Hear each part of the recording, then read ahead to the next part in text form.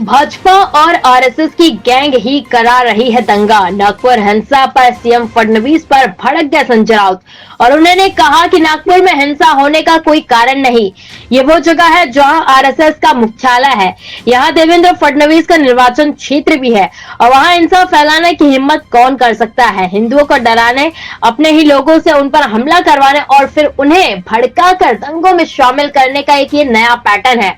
उन्होंने कहा कि देवेंद्र फडणवीस और भाजपा के कितने नेता नागपुर से हैं, उनकी गैंग ही ये दंगा करवा रही है और कोई नहीं। औरंगजेब का जो डर चल रहा है, ये लोग देश को खत्म करना चाह रहे हैं। संजय राउत ने कहा कि औरंगजेब की कब्र को हटाने की क्या जरूरत, सरकार ही बजरंग दल वालों की है। लोगों को क्यों भड़का रहे हैं? आपको जो चाहिए वो खुद कर लो, आपकी ही सरकार है। औरंगजेब के नाम पर लोगों को भड़काया जा रहा है। और संजय राउत ने यह भी कहा कि गुड़ी पाड़वा पर भी इनकी साजिश है दंगे भड़काने की। ये सुनिए क्या कहा। वही बाबरी मस्जिद की भी जिक्र किया क्या हुआ? कल नागपुर में हिंसा हुई, 20 से अधिक। नागपुर में हिंसा होने का कारण नहीं है। नागपुर आरएसएस का गढ़ है। आरएसएस का हेडक्वार्टर मुख्यालय नागपुर में है। वहाँ मोहनराव भागवत जी बैठते हैं। पूरा हिंदुत्व का, प्रखर हिंदुत्व का कुंबा वहाँ बैठते हैं। वहाँ देवेंद्र जी का चुनाव क्षेत्र है। वहाँ दंगे कौन करेगा? किसकी हिम्मत है? गृह मंत्री देवेंद्र फडणवीस जी है, मुख्यमंत्री देवेंद्र जी है। वहाँ भारतीय जनता पार्टी के प्रदेशाध्यक्ष बावनकुळे नागपुर से है और 4 मंत्री आसपास है। कोई हिम्मत कर सकता है? उनकी गैंग होगी, उनके लोग होंगे दंगा करने वाले। ये एक नया पैटर्न है हिंदुओं को डराने का, हिंदुओं के ऊपर अपने लोगों से हमला करवाने का, फिर हिंदुओं को भड़काने का और दंगा में उसको लाना है।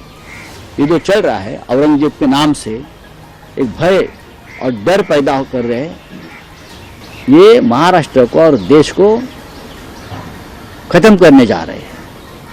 अगर देवेंद्र जी फडणवीस में दम है तो जो दंगेखोर है ना, उनको मखौका लगाइए। औरंगजेब की कब्र की बात आप करते हो,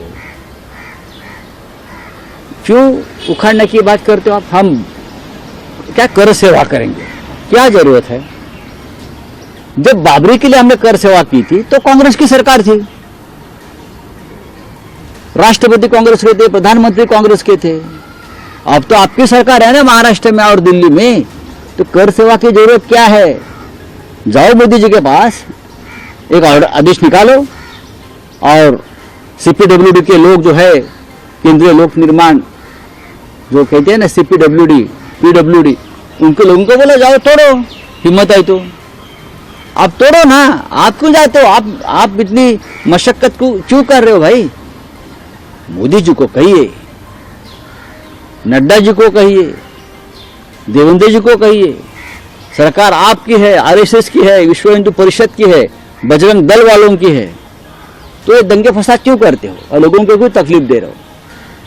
जाइए, 4 लोग जाइए, नरेंद्र मोदी जी, देवेंद्र फडणवीस, अजित पवार, एकनाथ शिंदे, वहां जाओ, क्या बोलता है उसको, फावड़ा बिवड़ा लेकर जाइए और जो जिस कब्र के बारे में आप दंगे करवा रहे हो ना, आप खुद हो निकाल दो। लोगों को क्यों भड़का रहे हो भाई? आपकी सरकार है। बाला साहब ठाकरे के बाद ये लोग कर रहे हैं, औरंगजेब और इसके बाद बाला साहब ठाकरे ने एक ही कहा था,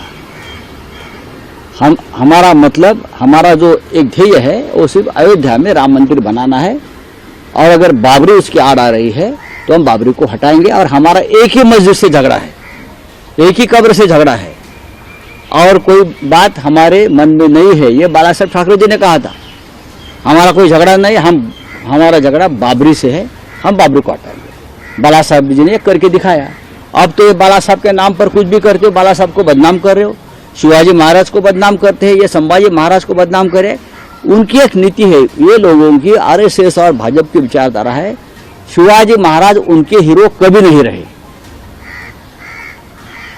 इसीलिए विलन को पहले खत्म करो। औरंगजेब, अफजल खान, ये विलन है ना, विलन को खत्म करने के बाद हीरो का कोई महत्व नहीं रहता। तो हीरो को खत्म करने की साजिश है। Thank you.